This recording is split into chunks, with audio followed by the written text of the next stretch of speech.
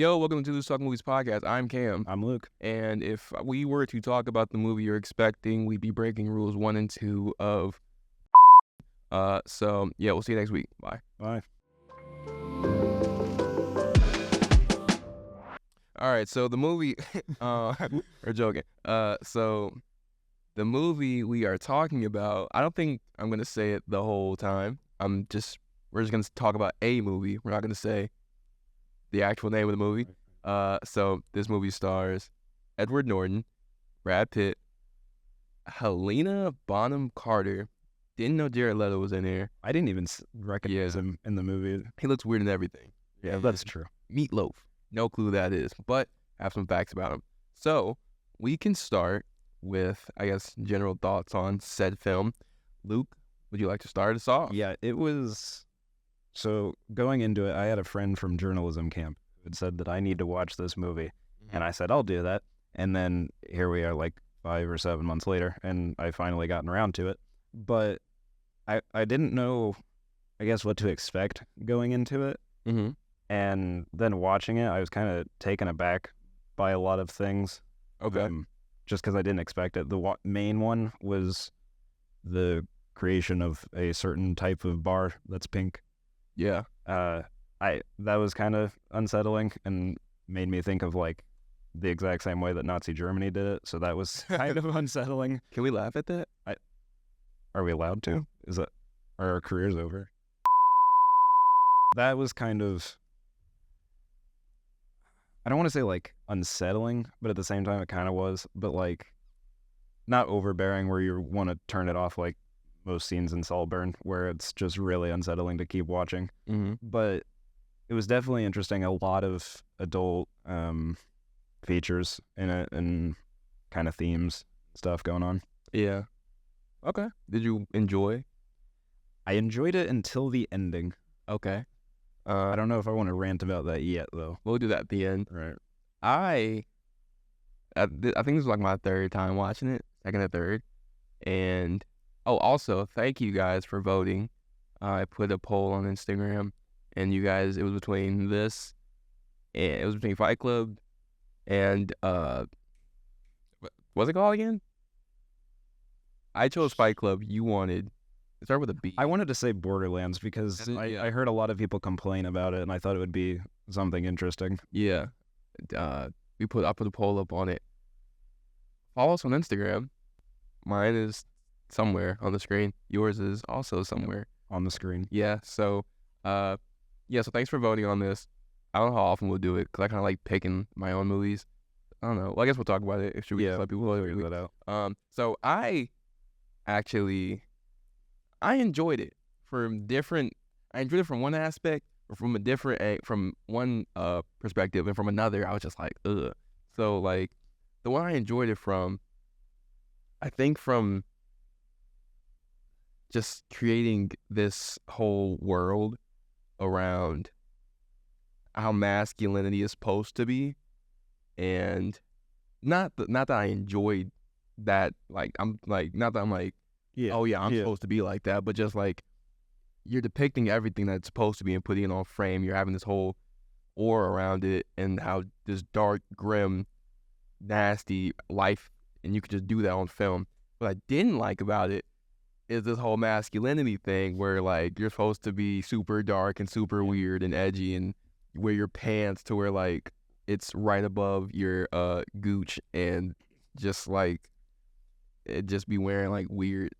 I don't know. I think if you watch that movie like super young and you're so naive to everything, you're probably thinking like, oh yeah, that's how a real man's supposed to be. You get Brad Pitt wearing like crazy pieces and like leather jackets. You're like, oh yeah, that's what I want to be about. But I don't want to make it a whole like man thing or like make it like one of those podcasts where it's like, masculinity is supposed to be like this, and you're supposed to grow. You know, You don't want to turn into the Andrew Tate podcast. You know what I mean? And I had that in my notes, like, bro, this is like Andrew. This movie, if you like this movie, it's for Andrew Tate fans. Not that we're judging, but I'm not judging. You might judge. I might judge. He's judging. So yeah, but that's my take on it. That's one thing I noticed too watching it, was like the gritty and grim masculinity stuff. Because throughout the film, the color grading of it was just really gray. There was Yeah. not a lot of color present at any given moment for the most part. Yeah. And then the whole Project Mayhem stuff really highlighted that, where everyone looked the exact same. Everyone had the exact same mentality, Mhm. same haircut. They repeatedly said that there's no personality, you have no names. And then Bob ends up biting it. And Yeah. they're like, oh, only in death do you kind of have a name, which to me kind of said for the stereotypical masculinity or whatever, that you didn't really make a name for yourself until you died. Yeah. So like nothing you do matters kind of thing. And I don't really agree with that, but It's true though. Like nothing matters while I'm here. I don't know why we record this. It won't matter until I'm done. so if we fought right now, If we fought right now, I'd be the what one. would you do? What Yeah. could you do to stop us? Luke, if we were to fight right now, only one of us would be able to tell the story. Yeah, that's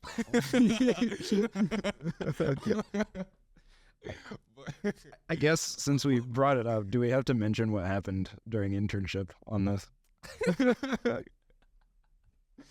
He texted me not to bring it. I didn't want to bring it up, but I didn't think we plan on kind of bringing need it to now. Luke was.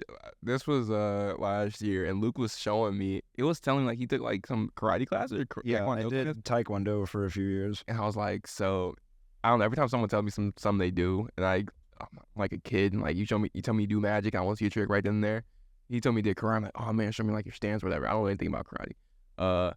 So we were like playing out a scenario. So I'm like, say I punch you like this, super slow motion, and then Luke like grabbed my arm and like put me in a full Nelson and like I forgot what happened. He like hit me somewhere. Mad light though. He didn't hit me crazy. Pause. And it was like a light tap on the face or something. And I almost started dying laughing because I'm like, oh man, it could like get into it with the wrong person. Your whole career could be ended right there. In my defense, he asked me to show him this. I'm not just out on the bout, like walking down the street and I starting live- to attack people. No. I live in constant fear of this, man. You guys don't know how far we are from each other right now.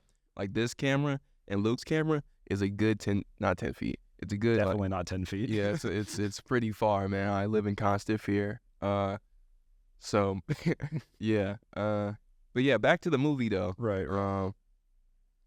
I think I wonder if Fincher knew that. I'm always curious, like, do directors know what they're making or how big it'll be?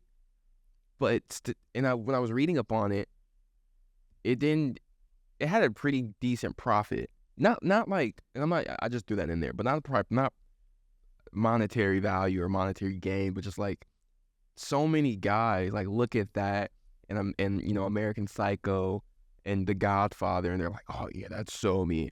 And I wonder like if he knew, like, yeah, this is the movie that's like one of the most known movies ever.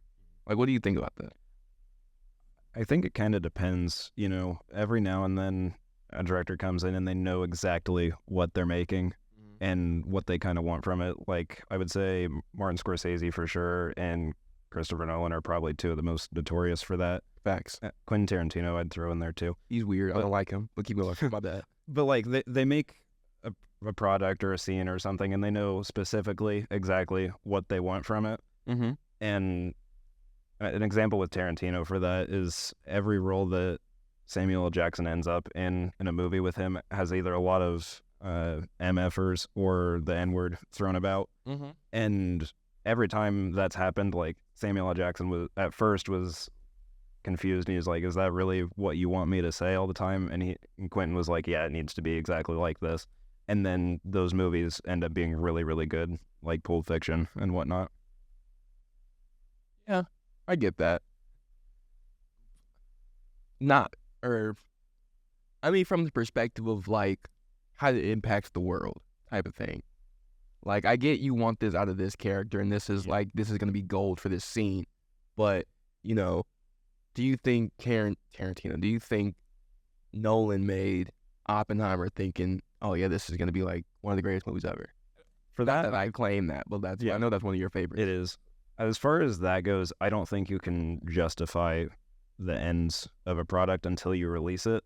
Mm-hmm. And because everyone's gonna interpret something in their own way.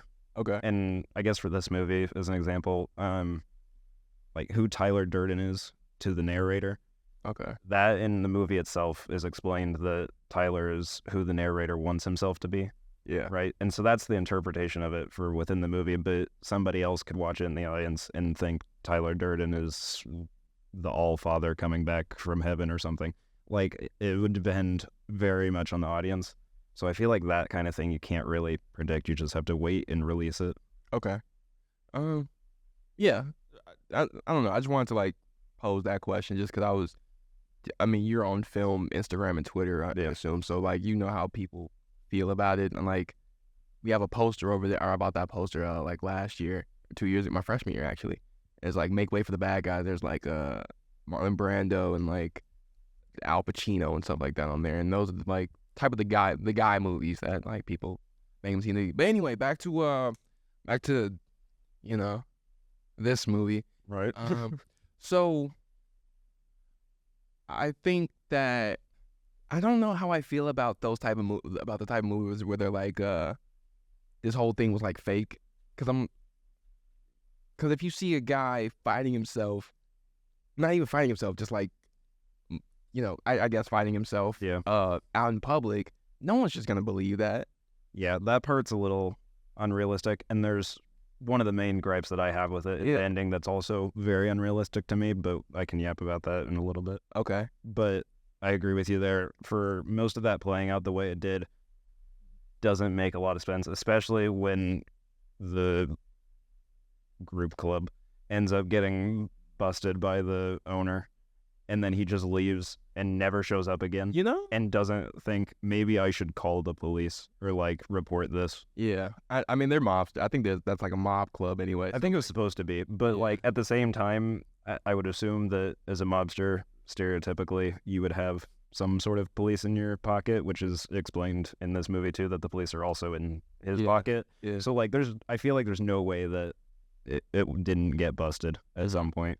Yeah. And it's crazy how we don't really get a time frame or like a timeline of how long this whole thing took. But I think it's crazy how big it got. And they talked about it spanned over 5 major cities. Yeah. And it kind of like ended up spreading into different chapters, like you said, across the country. And how in the world would you establish that even? And they show in the movie that Tyler had the plane stubs and whatnot from all his tickets. But they fly past that so quick in the span of like 15 seconds and then move on. So you can't see timestamps or know how long it took him to sit down and book that ticket. Like, where in the movie would you see him sitting at like a computer or going up to the airport and being like, I need a ticket for this, this, and this? Yeah, it's not a big thing for me because it's not detrimental to the story that much. But I think it is something. Excuse me. I think it is something that like could have been explained. And the runtime was like 2:15, 2:20. So I think you kind of had enough. The movie was interesting enough for that 2 hours to where I wasn't like super drained by the end of the movie. So I think they could have explained something about that a little bit more. And I agree with what you said too about it's not detrimental to the story or anything. Like, one of my favorite things about any movie, show, game, whatever, is if the story's good, the majority of it is a good light, in my opinion. Right. There are other things outside of that can really put a drainer on it.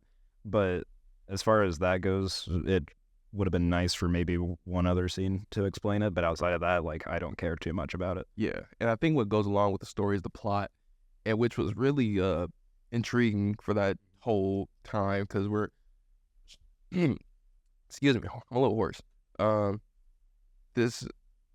Like, I think about maybe 20 minutes in, we're already introduced to Tyler should we call him Tyler? I don't see why not. I already called him Tyler. Yeah, we're introduced to Brad Pitt, Tyler. Yeah. We'll say that. But another thing with the little glimpses at the beginning, and like I said earlier, this is like my second or third time watching it. I don't remember last time I watched it, but I didn't recognize those little shots of Brad Pitt popping in. But that raised the question to me this third time.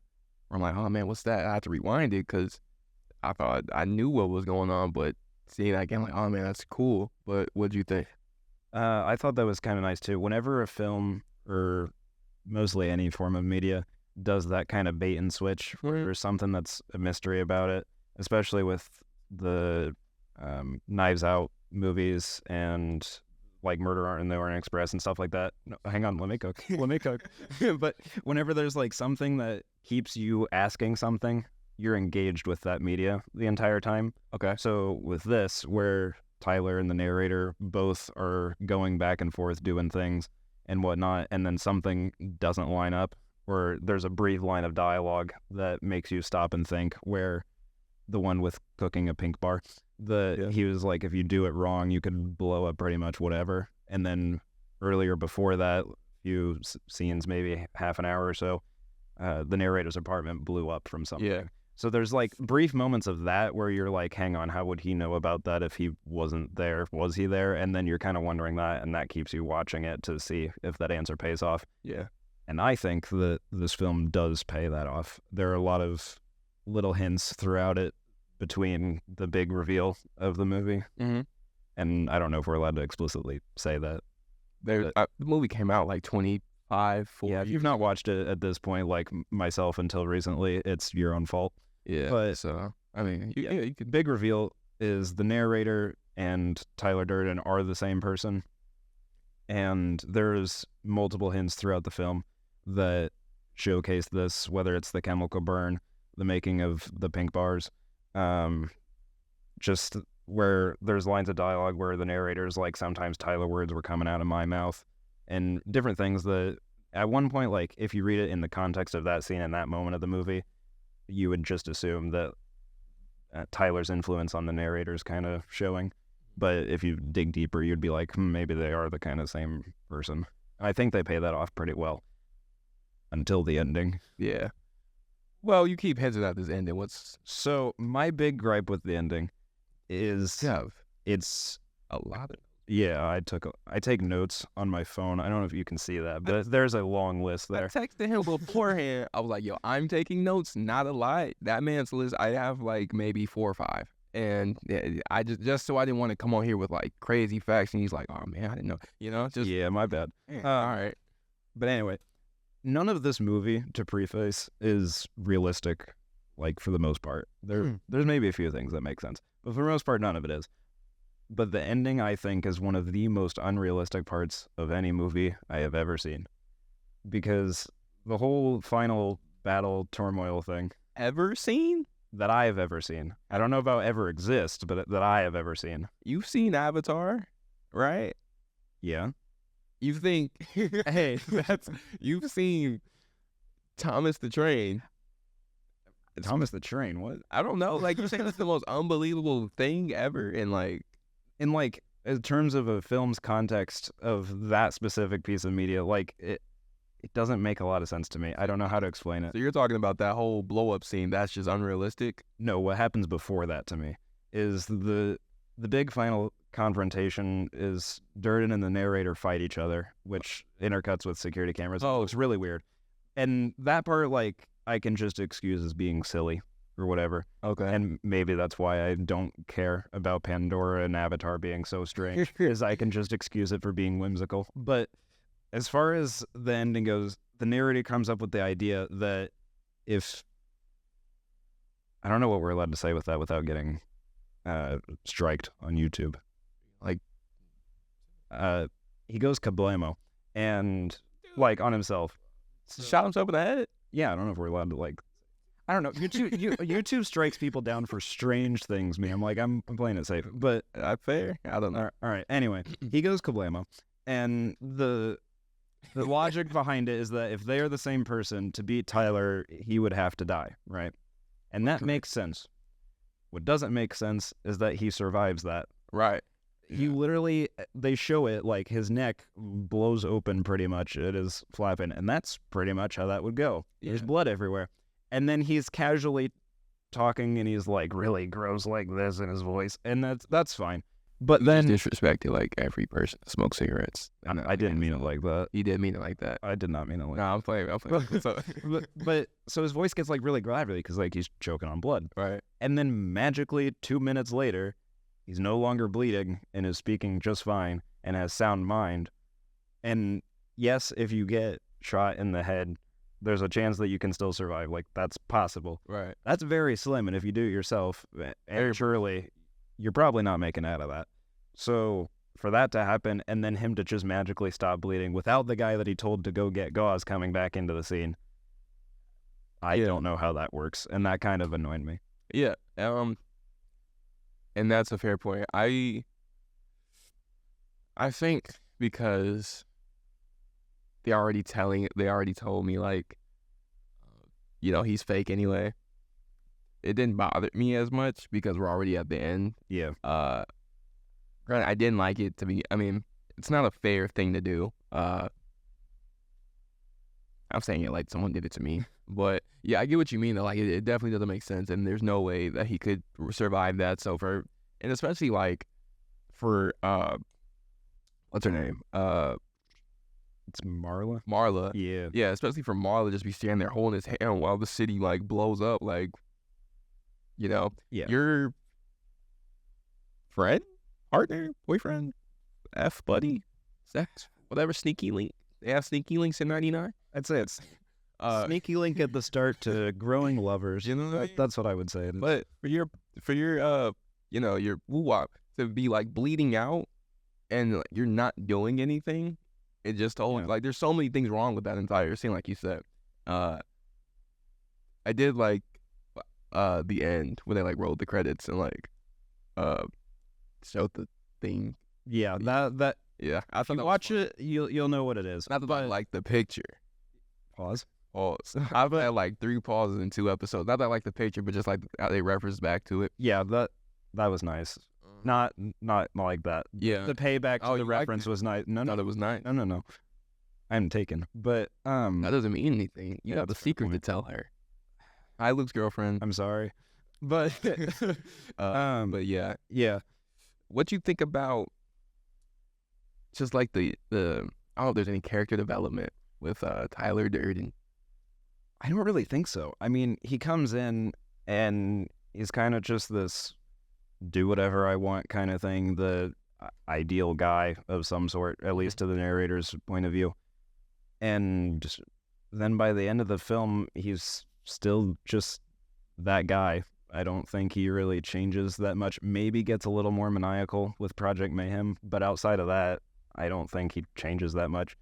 And the narrator's the one that I would say probably has the most character development. Oh, yeah, I was asking about narrator, not Tyler. I should probably say that from now on. No, they're the same person, so I know, my bad.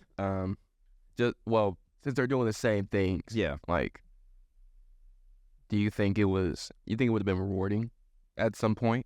He's hitting Marla however, and he's like recruiting. It's kind of like a cult at that point. It's a cult. And they're shaving heads and they're planting bombs and like, is it a cult or can we just call it a terrorist group at that point? Probably terrorist group. Yeah, because that's just Wait, can you be a terrorist if you're from the same country? Yeah, I mean, terrorist I would assume is just a person committing acts of terror. Okay, yeah, right. I don't know why I thought terrorism was just from other places. But yeah, I don't know, just like that whole thing. I think if he's in the mind of Tyler and not the narrator, parts of it are rewarding to him because that's what his whole thing is in Tyler's motivation. Like, it's same character, right? So Tyler's motivation, if he goes out and destroys public property or something, he gets satisfaction from that. And either the narrator doesn't know about it or just randomly finds out about it and is like, why would you do that? That sucks. Yeah. And Tyler's side of the thing would just kind of avoid it. Okay. And be like, oh, it's whatever, or this is what we want. And he's like, no, that's what you want. And he's like, well, how would you know? Gotcha. Kind of thing. Okay. Yeah, I wonder at what degree did it or at what time did it hit him, like really, or like man, I am like doing heinous things. Like, I'm recruiting all these random guys to just beat each other up in the basement. And eventually we're going to bomb places, but we're like committing, like you said, random acts on people and like the property and destroying everything and like ruining relationships and living how do you even, what's the word for that? Like the place they're staying in. A dump. Yeah, I mean living in a dump. I don't know. It's just like I wonder at what point in Tyler's or in the narrator's regular mind would it have hit him like, oh man, I'm like doing way too much. I think that's kind of what happened during the hotel room scene where he figures out that him and Tyler are the same, and Tyler reveals that to the narrator. Yeah, I think that's the real-time reaction, because then the rest of the movie is him spent trying to stop everything from happening, where he's like, at first, like, it was just a fine way to deal with everything, but now we took it too far. I need to stop. Well, you were No. So you think to the point where he found out about Project Mayhem, that's when he's like, oh, I'm doing too much. Like, I just wanted to like, okay, I was just because for most of it, I would say that he's not aware of it. Yeah, my bad. I'll keep cutting you off. Sorry. But I would say he's not aware of it because Tyler's the one that's behind Project Mayhem. Mm-hmm. Tyler was the one that was running all the fight. Ooh.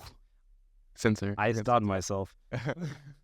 But running all the go-get-ems. Okay. And I mean, Bob mentions that too, where he's like, did you hear about the founder? His name's Tyler, whatever.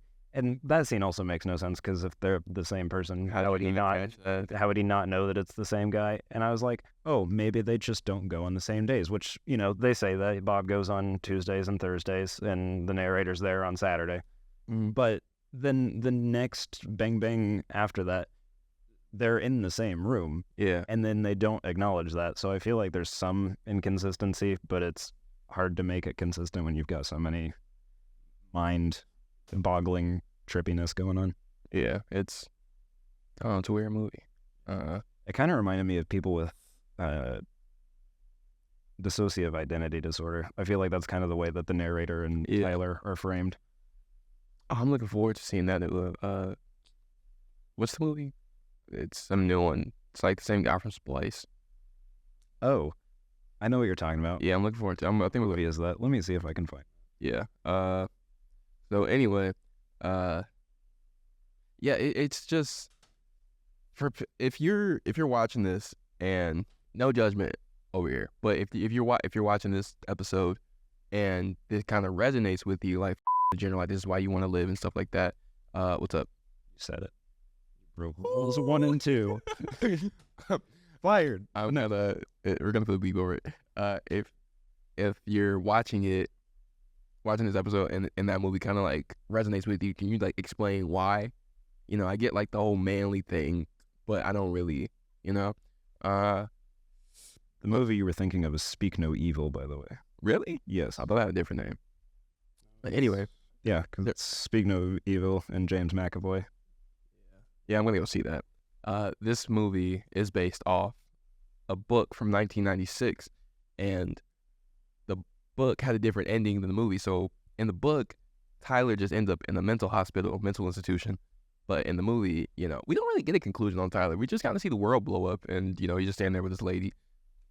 Yeah, that's the one thing that also kind of annoyed me with that, is that would kind of create a paradox of some sort, that if trying to end his life got rid of Tyler, but the narrator's still alive, is Tyler also still alive? Yeah. They're the same. So it's that kind of weird. Yeah, they're not. Yeah, I've not read the book. Did the book go like out of its way to not do the whole they're the same person thing? Were they specifically two different people? My brother in arms. I did not read the book. Come on, look at the website. Yeah. Also, there's some cool stuff with the physical form, the DVD. I wish I had a DVD collection. It's like physical. Man, I don't know. It just seems so cool. It's like, see, I have like a wall or whatever, a case of DVDs, because they're so. It's not the same streaming, dude. I can like just click on. That's a whole other discussion too. Yeah. With the lost media, but yeah. Fun fact though, another one I'm just dropping. Well, I don't want to do that many. This episode already long enough. There was a warning sign from Tyler. Like, you know how you get those like warning and like legal issue things. Tyler actually had one, and I'll put a picture up of well, you can read it. You can pause it. But yeah, it's kind of just explaining like how you're supposed to be and like the whole premise of the movie and stuff like that. Not like explaining it, but just he like just nothing matters and all that good stuff. So yeah, I thought that was pretty cool to incorporate, and like we don't get that in the streaming world. But yeah, overall, I'd really I don't know, just knowing that like people look up to this movie, and kind of it just impacts you if you're so naive to believe that this is how you're supposed to live, and I don't want to sound like soft or nothing, but just like objectifying women and all that good stuff, and like whooping on dudes whenever you can, and coming into work with bruises and all that. Yeah, which how is he not fired too? Yeah. Like, And I mean, the boss like told him to get out, and then he just starts beating himself up, and then the boss is like, "Okay, finally you can leave now." he's But- getting paid though. Yeah, but like in the real world, if that happened and you showed up to work with like a bunch of bruises, you would be probably sent to HR and then have to talk to them, and then if it was bad enough, you'd be fired. I feel like, But- well, fire for what? Just coming in with bruises, No, like if or just they thought like you were harmful to yourself, they'd probably send you home, or like, you think like if I want well, to, you'd go to HR first, and if they can't deal with it, and then they'd be like, he's too much of a liability or something. who says I want HR to get involved, man? If I want to, I mean, if your boss sends you to HR, you go or you get fired, probably. why are you sending me to this work still? I'm not your boss. I don't know. I don't know. My work's still getting done. I mean, what I got to do? But I don't. I don't like HR, man. Oh, I actually love HR. You're not watching this. Shout out my boss Terry. No, not my boss. Shout out HR at my HR at Target named Terry. You're not watching it though. But yeah, did you have anything else to say? I think that was mainly everything that I kind of noticed, other than the long list of at least 150 to 200 words of every incident in the movie that shows that they're the same person. I think the only thing that briefly you mentioned was the American Psycho aspect, where the film like picked up and there was a narration behind it, and that was the first movie I thought of in my mind. Okay. Was American Psycho, with the overall narration starting both movies and then lasting throughout. And I think that's nice. I don't think every movie needs to do it, or every show or anything like that, but it's nice every now and then to have something stylistic like that where there's a character narrating the things going on. It just kind of gives it a unique flavor that makes it stand out more. Yes. Yeah, I enjoyed that as well. Also, there were some hints of cinematography that were. I know we talked about how like dark and gray everything kind of was, Yeah. but there were some hints. When he's walking towards the end of the movie, I think there was like this like it's like this dark turquoise blue with the lights and everything. It comes up scarcely throughout. Is that the right word? Scarcely. Yeah. But yeah, I don't know. I just liked how, despite how masculine and dark everything's supposed to be, you still have like that film aspect of it. Like, okay, we can pop it in right here, and it's appropriate. There wasn't a lot of music played, or like it just wasn't I don't think that. so either. It wasn't that. It didn't go along with the movie like that. It didn't capture me like other films do. Maybe because it wasn't important. You just needed the fighting. But the end scene, except the ending credit song. So yeah. Anything else you'd like to say, Luke? I've got a rating if you think we're ready for those. Oh man, this first rating of the year. So Cam and I, for podcasts, both me for nerdism stuff and the reviews that we do in print, it's out of a 5 scale. So just because it has like a funky number doesn't always mean that it's like so bad. Like we don't use out of 10 scales, but like if somebody gives something at 7 out of 10, like that's still pretty good. Right. Okay. I would give this movie a 3.5 out of 5. Okay. I think it is good. Okay. And 3.5 feels like it's really weird, with like 3 is like on the okay, and then 4 is like great. Mhm. So I feel like somebody would eventually see me say that and be like, how did you think it was only a 3.5? That's the greatest masterpiece of all time, or something like that. Okay. But it's good. There's just the complaints that I've mentioned, the ending mostly. I would give it. I have it on Letterboxd. Follow me on Letterboxd. I'm giving it a 4. 4. Giving it a 4. What justifies the extra 0.5? Well, what justifies your 3? Why didn't you give it a 4? I didn't like the ending and the inconsistencies as much. Okay.